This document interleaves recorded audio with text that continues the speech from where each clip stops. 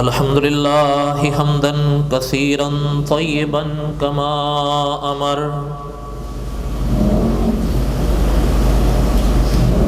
واشہد ان لا الہ الا اللہ وحدہ لا شریک لہ واشہد ان سیدنا وسندنا ومولانا محمدا عبدہ ورسولہ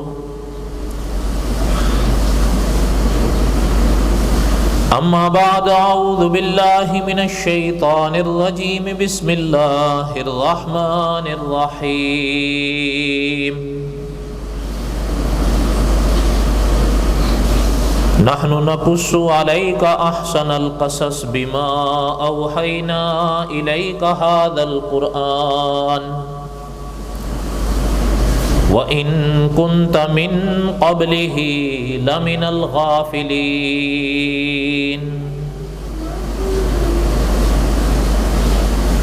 وقال الله تعالى في مقام آخر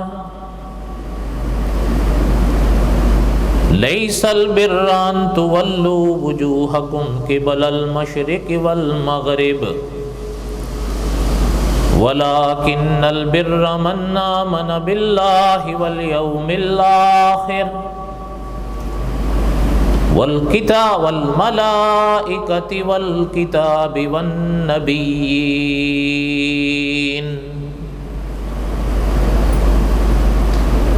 والملائكة والكتاب والنبيين وآتى المال على حبه ذوي القربى واليتامى والمساكين وابن السبيل والسائلين وفي الرقاب وأقام الصلاة وآتى الزكاة والموفون بعهدهم إذا عاهدوا والصابرين في البأساء والضراء وحين البأس أولئك الذين صدقوا وأولئك هم المتقون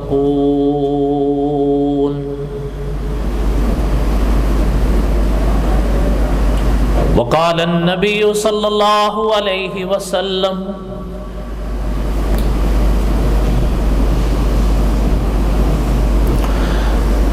أنا آخر الأنبياء وأنتم آخر الأمم صدق الله العظيم وصدق رسوله النبي الكريم ونحن على ذلك لمن الشاهدين والشاكرين والحمد لله رب العالمين اللهم صل على محمد وعلى آل محمد كما صليت على إبراهيم وعلى آل إبراهيم إنك حميد مجيد اللهم بارك على محمد وعلى آل محمد كما باركت على إبراهيم وعلى آل إبراهيم إنك حميد مجيد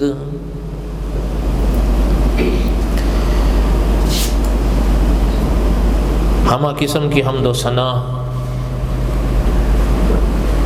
اللہ ذوالجلال والاکرام کی پاک ذات کے لیے، صدق دل سے لاتعداد مرتبہ درود و سلام امام الانبیاء خاتم الانبیاء حضرت محمد الرسول اللہ صلی اللہ علیہ وسلم کی پاک ذات کے لیے،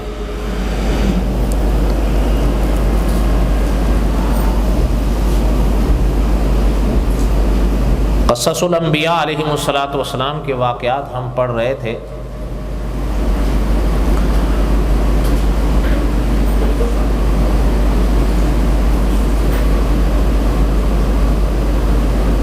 تقریباً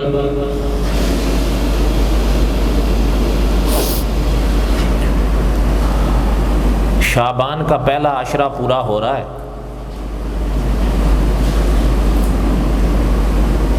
بقایا دو ہیں، اگر اللہ ذوالجلال والاکرام نے خیر و عافیت سے گزار دیے تو آنے والا مہینہ ماہ رمضان ہے۔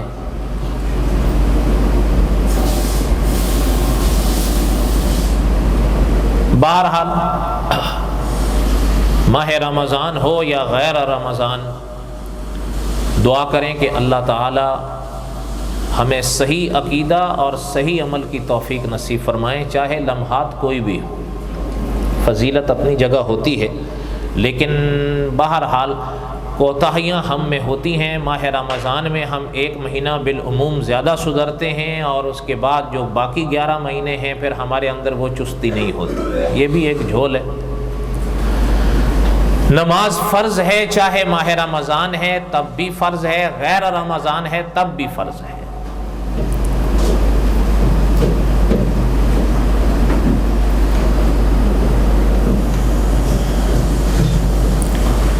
بہرحال یہ باتیں اپنی مقام پر آئیں گی انشاءاللہ۔ قصص الانبیاء علیہم السلام میں ہم حضرت لوط علیہ السلام کے واقعات پڑھ رہے تھے۔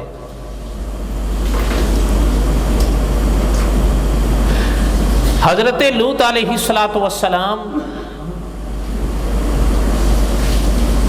اپنی قوم کے ہاں تھے کہ وہ فرشتے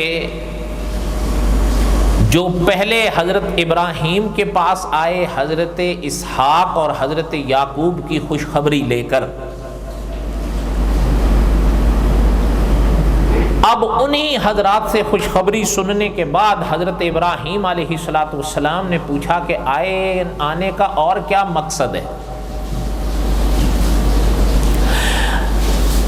اب ان ملائکہ نے جب حضرت ابراہیم علیہ السلام کا سوال سنا تو جواب ارشاد فرمایا، اور پھر حضرت ابراہیم علیہ السلام نے ان کے ساتھ کافی دیر گفتگو فرمائی اور کئی طرح کے سوالات ان سے کیے اور جوابات پائے، لیکن اخیر میں جہاں تک ہم پہنچے تھے وہ یہ تھا کہ ملائکہ نے حضرت ابراہیم کی تمام گفتگو سننے کے بعد ارشاد فرمایا تھا کہ ابراہیم علیہ السلام اب جانے بھی دیں اس بحث کو، اس قوم کے لیے اللہ کے عذاب کا فیصلہ ہو چکا ہے، اب وہ ٹلے گا۔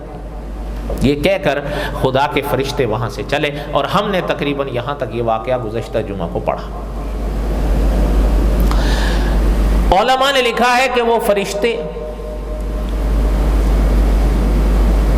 قوم سدوم کی طرف چلے، ان کی راہ پر آ لی ہے، اور یہ آپ نے پہلے پڑھ لیا ہے کہ وہ تھے انسانی روپ میں، حقیقت میں وہ خدا کے فرشتے تھے، لیکن دکھنے والے کو ملائکہ نہیں نظر آتے تھے، وہ انسان نظر آتے تھے، جیسے کہ حضرت ابراہیم کے واقعات میں ہم نے پڑھا۔ جب وہ سدوم کی وادی کے اس راہ پر چلے،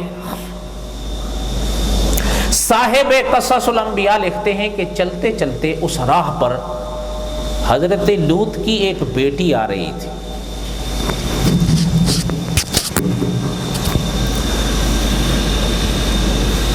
انہوں نے دیکھا کہ کچھ اجنبی چہرے ہیں آ رہے ہیں، اور علماء نے لکھا ہے کہ اصل میں ان کو ایک ڈر اور خوف بھی دل میں پیدا ہو گیا، ان کی طرف سے نہیں، اپنی قوم کی طرف سے، کہ یہ اتنے اجلے چہرے ہیں، اگر ان کی نظر ان پر پڑ گئی تو وہ تو بگڑ جائیں گے، وہ تو پہلے بگڑے ہوئے ہیں۔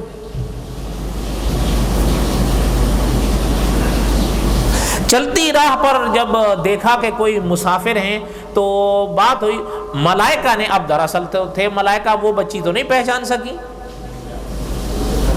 انہوں نے اتنا فرمایا کہ ہم مسافر ہیں، اس وادی میں آئے ہیں، تو انہوں نے فرمایا کہ اچھا آپ ذرا ٹھہر جائیں، یہیں پر ٹھہر جائیں کہ میں پہلے اپنے والد کو خبر دے دوں۔ وہ یہ کہہ کر اپنے والد حضرت لوط علیہ السلام کی طرف پلٹی، اور صاحب قصص الانبیاء نے لکھا ہے کہ پریشان بھی تھی کہ جانے انجانے میں اگر ان میں سے کوئی شخص اس طرف نکلا قوم میں سے تو یہ تو بڑی گڑبڑ ہو جائے گی. وہ بھی اپنا ایک عجیب قسم کی قوم تھی کہ شاید ان کے کچھ لچھن تو ہم نے گزشتہ درس یا دروس میں کہیں نہ کہیں تھوڑا بہت پڑھا ہے. آپ ایک یہاں پر بھی میں عرض کر دوں, مجھے یاد آ رہا ہے کہ تفسیر مکی میں کتب سابقہ کے حوالے سے لکھا ہے کہ وہ ایک ایسے ان کے ذہن بن گئے تھے کہ چلتی راہ پر بیٹھ جاتے تھے, ایک پیالہ رکھ کر اس میں گیٹیاں رکھ لیتے تھے, سامنے سے جو کوئی گزرتا تھا نا ایسے گیٹی اٹھا کر مارتے تھے, جس کی گیٹی اس کو لگ گئی وہ اٹھ کے اس کا ہاتھ پکڑ لیتا تھا, کہتا تھا یہ میرا ہے. یعنی انتہا ہے فاسد کی. اب حضرت لوط کی بیٹی تو سمجھتی تھی کہ اگر ان کی نظر ان پر پڑ گئی تو ایسے چہرے تو ہماری وادیوں میں کبھی دیکھے نہیں گئے, وہ تو پاگل ہو جائیں. خیر گھبراتے ہوئے جب گھر آئیں حضرت لوط علیہ السلام یعنی اپنے والد کے پاس, اور آ کر بتایا کہ ابا کچھ مسافر ہیں, اجنبی ہیں اور ہماری وادی کی راہ پر چلتے ہوئے آ رہے تھے, میں نے ان کو وہاں روکا ہے کہ آپ کو اطلاع دیتی ہوں. تو حضرت لوط علیہ السلام جلدی سے تشریف لائے. آ کر جب حضرت لوط علیہ السلام نے دیکھا تو انجانے چہرے تھے. اور علماء مفسرین نے لکھا ہے کہ یاد رکھیں کہ یہاں پر وہی مرحلہ پیش آیا ہے جو حضرت ابراہیم علیہ السلام کے واقعات میں آیا تھا. حضرت ابراہیم نے بھی ان کو نہیں پہچانا تھا, یہ وہی ملائکہ تو تھے, وہیں سے تو یہاں آئے ہیں.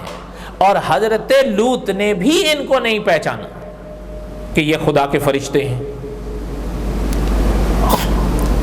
اسی لیے علماء مفسرین نے ان پاک آیات کی تفسیر کے موقع پر بار بار یہ مسئلہ چونکہ عقیدے سے کے متعلق ہے, بار بار اس مسئلے کو دہرایا ہے کہ یاد رکھیں کہ قرآن و سنت اور انبیاء علیہم السلام کا مسلک یہ ہے, صحابہ اکرام رضوان اللہ تعالی علیہم اجمعین کا مسلک یہ ہے, فقہا کا مسلک یہ ہے کہ عالم الغیب جس پاک ذات کو کہا جاتا ہے وہ تنہا ایک اللہ کی ذات ہے. یہ یاد رکھیے گا. بعض لوگ عام طور پر وہ یہ سوچتے ہیں مثال کے طور پر کہ اگر کسی صاحب نے ایک بات بتائی ہے اور اس بات کا تعلق اگر غیب سے تھا تو اب تو یہ بھی عالم الغیب نہیں. یہ یاد رکھیے گا. نہیں, مفتی اعظم ہند و پاک محمد شفیع صاحب رحمۃ اللہ نے لکھا ہے کہ یہ علم غیب, یہ عالم الغیب, یہ اسلامی اصطلاح ہے, یہ سوائے اللہ پاک کی ذات کے کسی کے لیے استعمال نہیں. عالم الغیب وہ ذات ہوتی ہے جس کا علم اپنا ہو. یہ ذہن میں رکھیے گا. جس پاک ذات کا علم اپنا ہو, وہ کسی کے بتانے سے نہ جانے, خود بخود جانے. اور میں آپ سے پوچھتا ہوں یہ شان کس کی ہے؟ اللہ. انبیاء علیہ السلام خود بخود جانتے تھے یا اللہ ذوالجلال والاکرام کے بتانے سے جانتے تھے؟ جب خدا کی طرف سے بتا دیا گیا وہی ہی آپ اس کا نام رکھیں. جب بتا دیا گیا ہے تو اب وہ بات علم غیب نہیں رہی, علم غیب کی اصطلاحی تعریف سے باہر آ گئی. ایک بات. دوسری بات, عالم الغیب وہ پاک ذات ہوتی ہے جس کی شان یہ ہو کہ وہ عالم ما کان و ما یکون ہو, جو ہو گیا اسے بھی جانے اور جو آئندہ ہوگا اسے بھی جانے, کوئی ذرہ اس سے پوشیدہ نہ ہو. عالم الغیب وہ ذات ہوتی ہے اور یہ شان صرف اللہ کی. اس لیے علماء مفسرین نے ان آیات کی تفسیر کے موقع پر بار بار یہ عقیدہ دہرایا ہے کہ حضرت لوط علیہ السلام باوجود اس کے کہ خدا کے نبی تھے لیکن انہوں نے نہیں پہچان سکے کہ یہ تو فرشتے ہیں. اور حضرت بھی حضرت لوط علیہ السلام کی بات تو اپنے مقام پر رہ گئی, حضرت خلیل جو ابراہیم علیہ السلام تھے یاد ہوگا میں نے ان کے اسباب میں پڑھا تھا کہ یعنی اس میں تو دیکھیں نا، یہ تو ایک متفق علیہ مسئلہ ہے کہ بعد از خدا بزرگ توئی قصہ مختصر، یہ کون ہے؟ حضرت محمد الرسول اللہ صلی اللہ علیہ وسلم، اس میں تو کوئی بحث ہی نہیں ہے۔ البتہ حضور کے بعد علماء اہل سنت میں یہ سوال ضرور پیدا ہوا ہے کہ حضور کے بعد خدا کے نبیوں میں شان کن کی ہے؟ بعض علماء نے فیصلہ کیا ہے کہ حضور کے بعد صلی اللہ علیہ وسلم، میں بعض کے الفاظ سے کہہ رہا ہوں، یہ یاد رکھیے گا کہ بعض علماء نے یہ فیصلہ کیا ہے کہ حضور صلی اللہ علیہ وسلم کے بعد حضرت ابراہیم کی شان سب سے زیادہ ہے۔ لیکن ہم نے اور آپ نے قرآن پاک میں کی روشنی میں وہ واقعہ پڑھا تھا کہ یہی ملائکہ ہیں جو آج حضرت لوط کے پاس آ کھڑے ہیں، وہ جب حضرت ابراہیم کے آئے تو حضرت ابراہیم نے انہیں پہچانا نہیں، پہچانا تھا تبھی تو جا کر جلدی سے بچڑا بھون کر لائے تھے کھانے کے لیے، اور جب رکھا تب انہوں نے ہاتھ نہیں بڑھایا، تب بھی دل میں خوف محسوس کرنے لگے کہ کہیں یہ دشمن تو نہیں ہے۔ میں آپ سے پوچھتا ہوں، عالم الغیب کی یہی شان ہوتی ہے؟ بہرحال ہم دوسری طرف نکل جائیں گے، یہ اسباب تو ہم نے پہلے پڑھ لیے۔ دعا کریں کہ اللہ تعالی ہمیں کچھ یاد رکھنے کی بھی توفیق دیں۔ میں نے تھوڑا سا اعادہ اس لیے کیا ہے کہ علماء نے ان آیات کے سنگ سنگ یہ چیزیں لکھی ہیں تو ذرا بات تازی ہو جائے گی، اور آپ بھی اپنے ذہن میں بٹھا لیں اور اس دل میں اس بات کو گرے کے طور پر لگا لیں کہ عالم الغیب وہ کون ہے؟ اللہ۔ اب حضرت لوط علیہ السلام نے فرمایا کہ بھئی آپ کون ہیں؟ ملائکہ میں سے خدا کے فرشتے نے جواب دیا کہ ہم مسافر ہیں اور آپ کے مہمان ہیں۔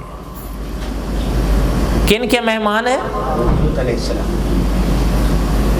حضرت لوط علیہ السلام سنے اور پریشان ہو گئے۔ پریشان اس لیے ہوئے کہ حضرت لوط اس قوم سے واسطہ پڑ چکا تھا حضرت کا، وہ سمجھتے تھے ان کو کہ وہ جو لوگ ہیں وہ جب ان کو دیکھیں گے تو یہ تو مسئلہ بگڑ جائے گا۔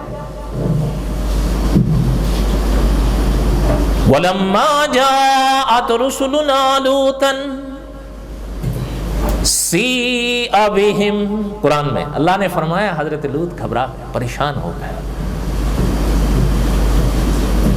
اداس ہو گئے، پریشان ہو گئے کہ یہ کیا کریں گے اب۔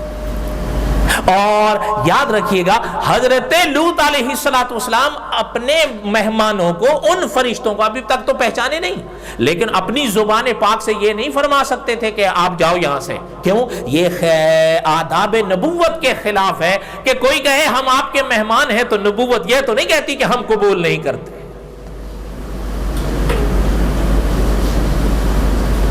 اچھا، ایک چلتے چلتے بات مجھے یاد آئی، ان مواقع پر قصص الانبیاء، صاحب قصص الانبیاء نے لکھا ہے، یہ یاد رکھیے گا کہ ضیافت یہ آداب مہمان نوازی میں سے ہے، لیکن یاد رکھیں تکلف نہیں۔ مثلا مثال کے طور پر بات کر رہا ہوں، اگر آپ کے اور ہمارے ہاں کوئی مہمان آ جاتا ہے تو یہ نہیں کہ آپ اور ہم تکلف کریں کہ جی یہ کریں یا وہ کریں یا اپنی حد سے باہر نکلیں۔ فرمایا جو شے حاضر ہے آپ کے گھر میں بس وہ پیش کر دیں۔ اور یہ بھی یاد رکھیں کہ انہی مواقع پر صاحب قصص الانبیاء نے لکھا ہے کوئی مہمان اگر ہمارے گھر پر آیا، یہ مہمان نوازی کے آداب کے خلاف ہے کہ ہم اس کو پوچھیں ہاں جی کیا پیجئے گا، وہ بولے گا؟ آپ کی طرح تو ہو تو نہیں بولے گا، میری طرح ہوگا تو بولے گا بھئی میں تو پیوں گا۔ لیکن بہرحال علماء نے لکھا ہے کہ یہ آداب مہمانی کے خلاف بات ہے، مہمانی کے آداب کے خلاف بات ہے کہ مہمان سے انسان پوچھے ہاں جی کیا پیجئے گا، نہ، جو آپ کے پاس ہے اور جو موقع کا تقاضا ہے۔ مثال کے طور پر کھانے کا وقت ہے کھانا پیش کر دو، چائے کا وقت ہے چائے پیش کر دو، لسی کا وقت ہے لسی پیش کر دو، لیکن مہمان سے پوچھو نہیں۔ کیوں؟ حیا مانے ہوگی، ہو سکتا ہے بھوکا بھی ہوگا تو حیا اتنے اس کے اوپر ہو سکتی ہے کہ وہ اظہار تو نہیں کرے گا۔ بات سمجھ رہے ہیں یا نہیں سمجھ رہے ہیں؟ آپ صلی اللہ علیہ وسلم کھانا تناول فرما رہے تھے، ایک موقع پر حضور کے ایک شاگرد پاس آیا، حضور نے پیش فرمایا تو وہ فرمانے لگے نہیں حضور میں تو آپ صلی اللہ علیہ وسلم کا جو جواب محدثین نے لکھا ہے، حضور نے فرمایا کہ جھوٹ اور بھوک کو جمع نہیں کرو، بیٹھ جاؤ۔ کوئی بات آپ کو سمجھ میں آ رہی ہے؟ آئندہ اگر مہمان آئے گا تو کیا پوچھیں گے آپ؟ کیا پیجئے گا پوچھو گے؟ او بولو تو صحیح، میرے حال میں ابھی بھی ارادہ نہیں جی آپ پوچھیں گے آداب کو کون کرے؟ آداب مہمانی کو، انبیاء کی سنت کو اپناؤ علیہ السلام۔ مہمان آئے، ساتھ ہی فقہا نے لکھا ہے کہ وقت کا تقاضا، موقع کا تقاضا انسان کو بہت کچھ سکھا دیتا ہے۔ موقع کا تقاضا چائے کا ہے، چائے پیش کر دو۔ موقع کا تقاضا کھانے کا ہے، کھانا پیش کر دو۔ اس سے کبھی پوچھو نہیں کہ کیا کھاؤ گے، حیا مانے ہوگی، ممکن ہے بھوکا ہو پیاسا ہو تب بھی نہیں بولے گا۔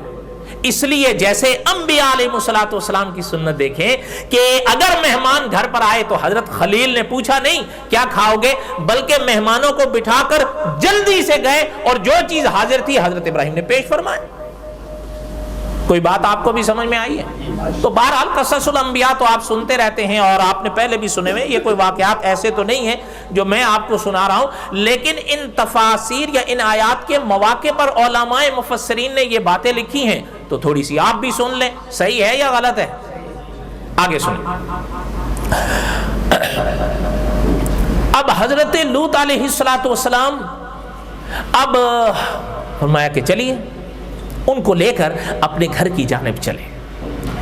اب اس راہ پر چل رہے ہیں اور کمال ہے، صاحب قصص الانبیاء لکھتے ہیں کہ حضرت لوط چل بھی رہے ہیں اور ساتھ ساتھ میں فرما رہے ہیں کہ یہ جو مطلب کچھ لوگ ہیں نا یہاں پر، ان کے مزاج بڑے عجیب ہیں، وہ خطرناک ہیں، اور اس طرح کی بات حضرت فرما رہے ہیں۔ اب زبان سے کہتے بھی نہیں کہ چلے جاؤ، لیکن ان کو بچانا بھی چاہتے ہیں، کیونکہ حضرت لوط ابھی تک تو نہیں پہچانے کہ یہ خدا کے فرشتے ہیں، وہ تو ان کو انسان ہی سمجھ رہے تھے اور دیکھ رہے تھے کہ ایسے اجلے چہرے والوں پر اگر ان کی نظریں پڑیں گی تو وہ تو بگڑ جائیں گے۔ اور ہر طور سے حضرت لوط نے چلتی راہ پر ان کو آگاہ فرمایا کہ یہ لوگ بہت عجیب ہیں، کہ آپ قرآن پاک میں دیکھیں حضرت لوط علیہ السلام نے اس قوم سے کیا کیا باتیں نہیں ارشاد فرمائی سمجھانے کے لیے، لیکن وہ کسی کروٹ نہیں مانے۔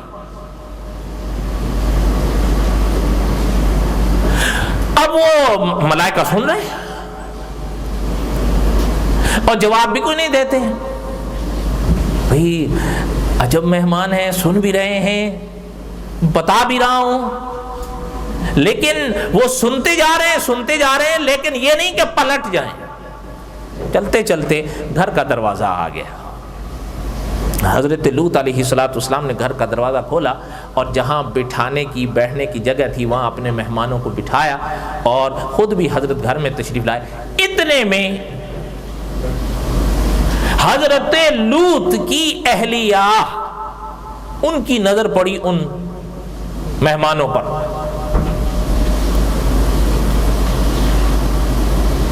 صاحب قصص الانبیاء نے لکھا ہے کہ وہ چپکے سے گھر سے نکلی اور سیدھا اپنی قوم کے ہاں چلی۔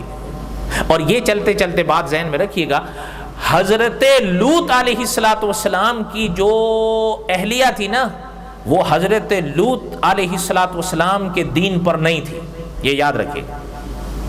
حضرت لوط علیہ السلام نے مہمانوں کو بٹھایا، وہ پیچھے چلی گئی۔ وہ جب گئیں انہوں نے جا کر بتایا کہ آج تو ہمارے ہاں اپنا اچھا ایک چیز اور بھی چلتے چلتے سنتے جائیں، کہیں کسی کے ذہن میں اشکال پیدا نہ ہو۔ صاحب قصص الانبیاء اور دوسرے علماء نے بڑی وضاحت کے ساتھ لکھا ہے، یہ یاد رکھیے گا کہ جو سابقہ شریعتیں گزری ہیں نا ان میں کئی مسائل میں فرق آ سکتا ہے۔ کس سے؟ حضور کی شریعت سے۔ یہ عین ممکن ہے کہ اس شریعت میں کچھ باتوں کی اجازت ہو، اس شریعت میں نہ ہو، اور یہ عین ممکن ہے کہ اس شریعت میں اجازت ہو ان میں، یہ ذہن میں رکھیے گا۔ اچھا میں آپ سے پوچھتا ہوں، بہن بھائی کا نکاح ہو سکتا ہے؟ نہیں۔ اچھا پرانے زمانے میں ہوئے، حضرت آدم کی شریعت، فرق صرف یہ کر لیا جاتا تھا کہ ایک حمل کی بچی کا دوسرے حمل والے کے ساتھ نکاح کر دیا جاتا تھا، لیکن حمل تو وہی تھا، ماں باپ تو وہی تھے، وقت کا فرق کر لیا جاتا تھا، لیکن یہ اس شریعت میں جائز تھا، اب نہیں۔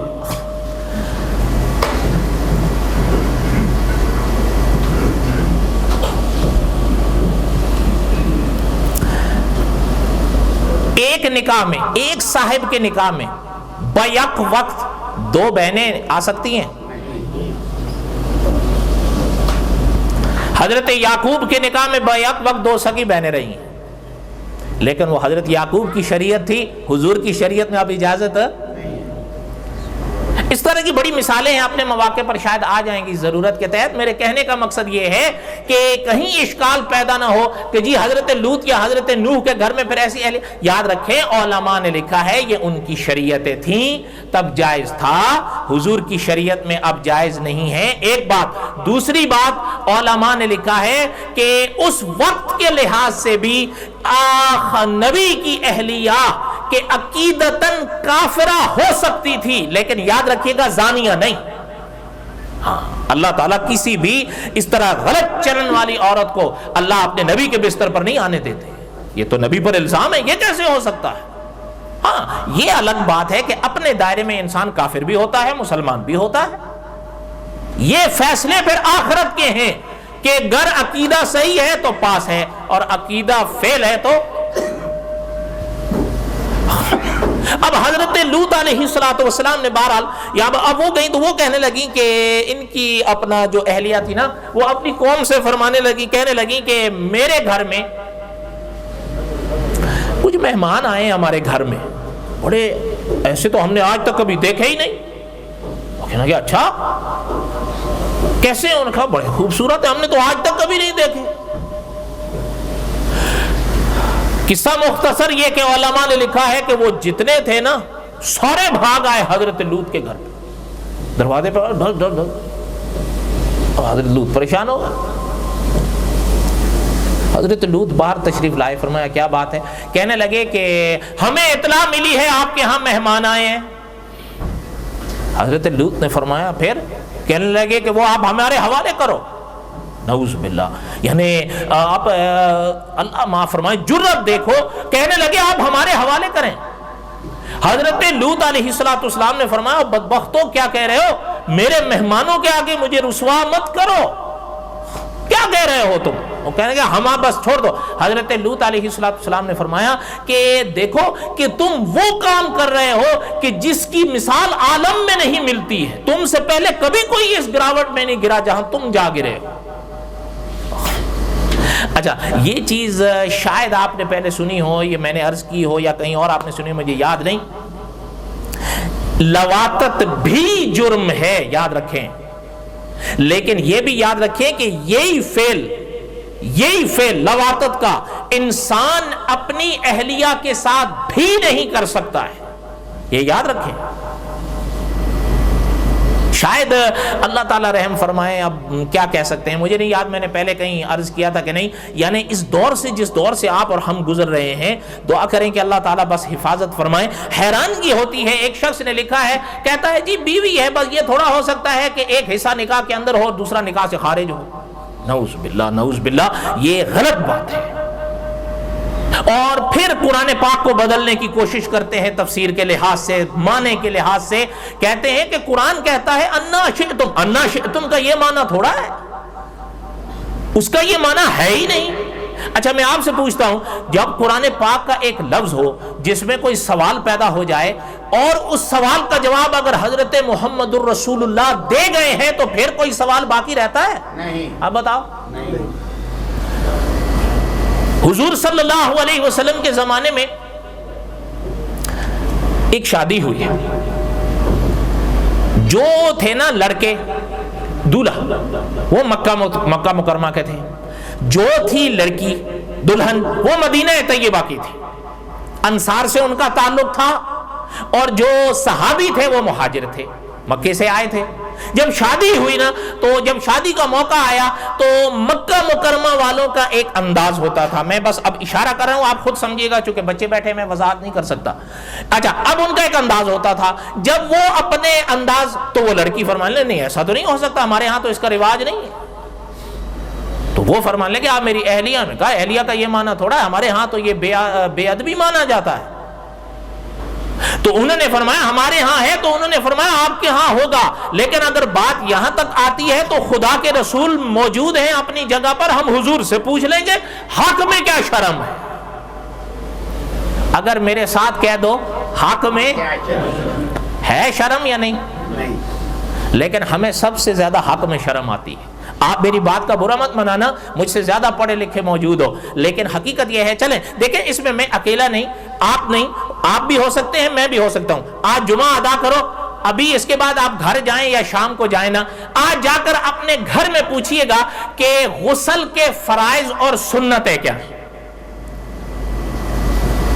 پھر ذرا جواب سنیے گا. لیکن پہلے ذرا خود بھی پڑھ جانا, یہ نہ ہو کہ وہ آگے سے آپ سے پوچھے کہ جی آپ ہمیں بتا دو. خیر ہاں نا, یہ تو وہی قصہ ہو جائے گا جیسے وہ کل سنا رہے تھے کہ وہ, تو بہرحال یہ نہ ہونا کہ سامنے والا وہ آپ سے پوچھے جی ہمیں تو نہیں پتا, آپ بتا دو, تو آپ بھی خالی ہو. پہلے آپ دیکھیں, میں مستحبات کی بات نہیں کرتا, وہ بہت ہوتے ہیں, یاد نہیں ہوتے ہر آدمی کو, لیکن فرائض اور سنن یاد ہو جاتی ہے. آج آپ جا کر پوچھیں ان سے کہ دیکھیں ہر گھر میں انسان کو پاکی پلیتی کے مسائل ضرورت پڑتے ہیں, لیکن آج تک اللہ ماشاءاللہ یعنی زمانے ہو گئے, ایک دو انگلیوں پہ شاید میں گن سکوں گا کہ کسی شخص نے حیض یا غسل کے مسائل پوچھے. حیض کے مسائل وہ اپنے لیے نہیں بھی پوچھے گا, لیکن اس کا گھر بھی تو اس کا اپنا ہی ہے. آج آپ دیکھیں, ہو سکتا ہے آپ میری بات کا برا مانیں, میں نے خود ایسی جگہوں پر جا کر دیکھا ہے, میں نام نہیں لیتا, میرے اپنے گھر والوں نے مجھے بتایا کہ وہاں گھر کے اندر ایسی خواتین تھیں 10 دن نہ غسل کرتی تھی نہ نماز پڑھتی تھی. کیوں؟ جب ان سے پوچھا کہتی ہیں جی 10 دن حیض. او خدا کی بندو, 10 دن حیض زیادہ سے زیادہ مدت ہے, یہ عین ممکن ہے 3 دن, عین ممکن ہے 5 دن, عین ممکن ہے 7 دن کے بعد خواتین پاک ہو جائیں. باقی دن کی نمازیں کون پڑھے گا؟ 10 دن تو زیادہ سے زیادہ مدت ہے.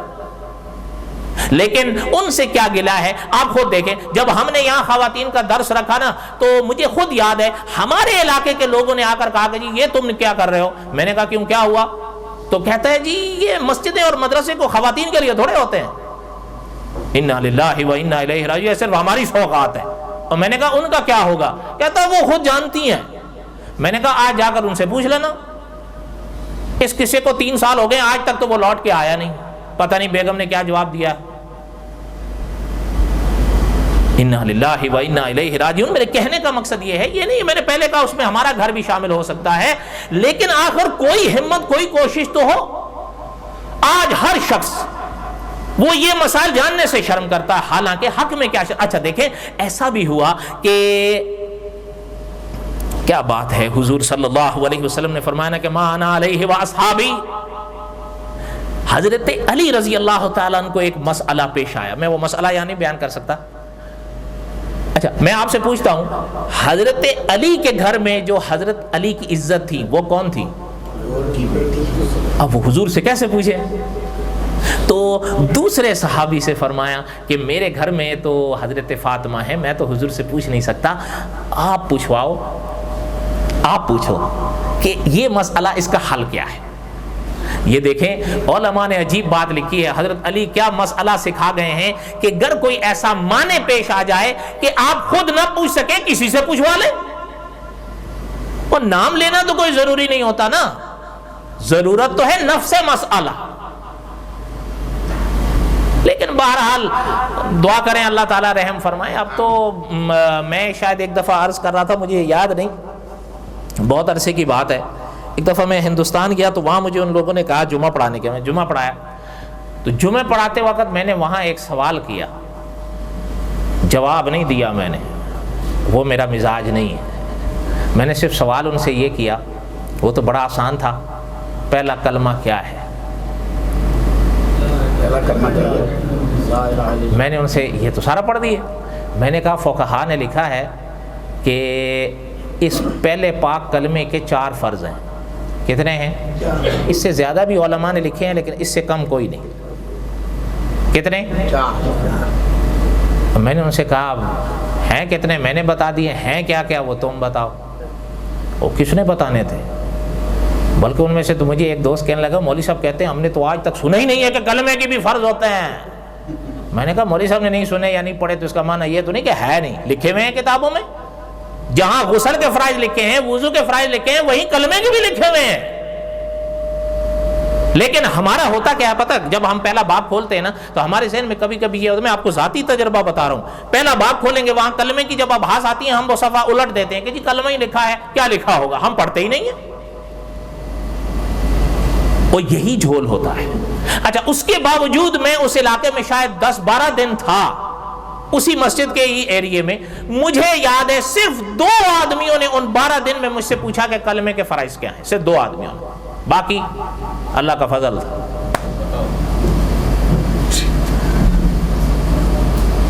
یہی امید کر سکتے ہیں۔ اس لیے بہرحال کہنے کا مقصد یہ تھا کہ کچھ تھوڑا سا ان چیزوں کی طرف بھی دھیان دیا کریں کہ انسان کو اپنے اور اپنے گھر کے ماحول پر نظر رکھنی ہے۔ یا ایھا الذین آمنوا، اے ایمان والو، اللہ ذوالجلال والاکرام کا فرمان ہے۔ اور حضرت حسن بصری رحمۃ اللہ علیہ نے فرمایا تھا جب یہ پاک آیت آئے نا یا ایھا الذین آمنوا، تو یہ کان متوجہ کر لو، اب اللہ مخاطب فرما رہے ہیں، یا ایھا الذین آمنوا، اے ایمان والو، قوا انفسکم واہلیکم نارا، خود کو اور اپنے گھر والوں کو دوزخ کی آگ سے بچاؤ۔ گھر والوں کو بتاؤ گے؟ ایک نشاندہی کر دیتا ہوں، میری باتیں ختم ہوتی نہیں۔ حرم جاتے ہو یا آپ کے دوست ساتھی جاتے ہیں، زمزم منگواتے ہو یا آتا ہے، کھجوریں منگواتے ہو آتا ہے، آنا چاہیے۔ اب تو دور بدل گیا، ورنہ ایک دور ہوا کرتا تھا، شاید آپ کو یاد ہو، اس دور کے شاید آپ میں کوئی لوگ ہیں نہیں، میں مذاق نہیں کر رہا ہوں، ایک وقت ہوتا تھا کہ جب حاجی یا عمرہ کرنے والے لوگ آیا کرتے تھے تو وہ 3 سوغات وہاں سے لایا کرتے تھے۔ زمزم ہوتا تھا، مدینہ طیبہ کی کھجور ہوتی تھی، اور مدینہ طیبہ کی خالص مٹی کی بنی ہوئی سراہی ہوتی تھی، اور مدینہ طیبہ کے گلاب ہوتے تھے۔ یہ 4 چیزیں مدینہ کا اور حرم کا تحفہ ہوتا تھا۔ اب کوئی لاتا ہے؟ اور بولو تو صحیح، باقی 2 منفی، بلکہ وہ جو زمزم دیتے ہیں اس میں بھی میرے لیے تھوڑا سا پانی تو اور بھی ملا دیتے، پیو جی۔ اور دوسروں نے تو یہ ذہن بنا لیا کہ یہ زمزم بن گیا ہے، زمزم نہیں بنے گا، زمزم وہی ہے۔ اب وہ لا الہ الا اللہ، جاتے ہو آپ لوگ، دعا کرو اللہ تعالیٰ حرم کی زیارت نصیب فرمائے، عقیدہ بن جاتا ہے، حقیقت ہے۔ یہاں تو آپ کو لوگ کہتے ہوں گے نا کہ جی وہ تو وابی ہیں، نبی کو مانتے نہیں، یہ جھوٹ ہے، سراسر جھوٹ ہے۔ کہ جو یہ بھی کہتا ہے کہ وہ گستاخ ہیں، یہ بھی جھوٹ ہے۔ حقیقت ہے یار، اللہ تعالیٰ نے آپ کو دنیا دی ہے، اللہ تعالیٰ نے آپ کو فہم دیا ہے۔ میں آپ سے پوچھتا ہوں للہ بتاؤ کہ گر وہ حضور کے گستاخوں سے مدینہ کو ایسے بناتے جیسے انہوں نے بنایا ہے؟ میں آپ سے پوچھتا ہوں، اور بولو تو صحیح۔ مدتیں لگتی تھی مکہ سے مدینہ جانے میں، ہفتے، آج آپ بس میں بیٹھے، ایسی بس میں 4 گھنٹے میں مدینے ہوں گے، اور راستہ بھی انہوں نے وہ آپ کو بنا کے دیا ہے جس راستے پہ حضور مکے سے مدینے گئے تھے۔ دار الہجرت روڈ اس کا نام رکھا ہے۔ وہ حضور کے گستاخ ہوتے تھے، وہ روڈ توڑ پھوڑ کے رکھ دیتے، یہاں کوئی آتا ہی نہیں۔ اور یا وہ اگر آپ پر پابندی لگا دیں مت جاؤ، جا سکتے ہو، جن پہ لگائی ہے وہ جا کے دکھائیں، سوال ہی نہیں پیدا ہوتا۔ اس لیے ان کو کبھی بھی یہ نہ کہو کہ وہ حضور کے گستاخ ہیں، نہیں۔ علمی اختلاف کسی بات میں وہ ہمیں بھی ہو سکتا ہے، آپ کو بھی ہو سکتا ہے۔ کہنے کا مقصد یہ ہے کہ وہاں جب جاتے ہو یا دوست جاتے ہیں ان سے ایک چیز کہو، حضرت شیخ مکی صاحب ہیں نا وہاں پر، اور بولو تو صحیح، 50 سال سے مسجد حرام میں قرآن اور حدیث پڑھا رہے ہیں، صبح اور شام ایک دن میں۔ تو ان کی ایک البم ہے اسلام میں عورت کا مقام، 15 درس ہیں، اور ایک ایک درس 1.5 گھنٹے پر مشتمل ہے۔ ہر وہ بات جس کا تعلق عورت سے ہو اور مکی صاحب نے اس میں بیان نہ کیا ہو، یہ ناممکن ہے۔ کیا نام ہے اس کا؟ اسلام میں عورت کا مقام۔ اس کو منگواؤ، اپنے گھر میں رکھو۔ آپ نہیں پڑھ سکتے، وہ نہیں پڑھ سکتے، اردو میں ہے، سن کے تو سمجھ سکتے ہو، بہت عام فہم ہے اسلام میں عورت کا مقام۔ اب اس کے بعد بھی کچھ نہ کرو تو ہم انشاءاللہ قیامت کے دن بری ہوں گے۔ بھئی ہم نے اب آپ کو بتا دیا، کچھ آپ بھی تو کرو۔ تو بہرحال حضرت لوط علیہ السلام نے فرمایا کہ کیا کر رہے ہو بدبختو، یہ کام تو تم سے پہلے کسی نے نہیں کیا۔ اور انشاءاللہ بقیہ تک قصہ حضرت لوط علیہ السلام آئندہ۔ وما علینا الا البلاغ المبین، سنتیں پڑھ۔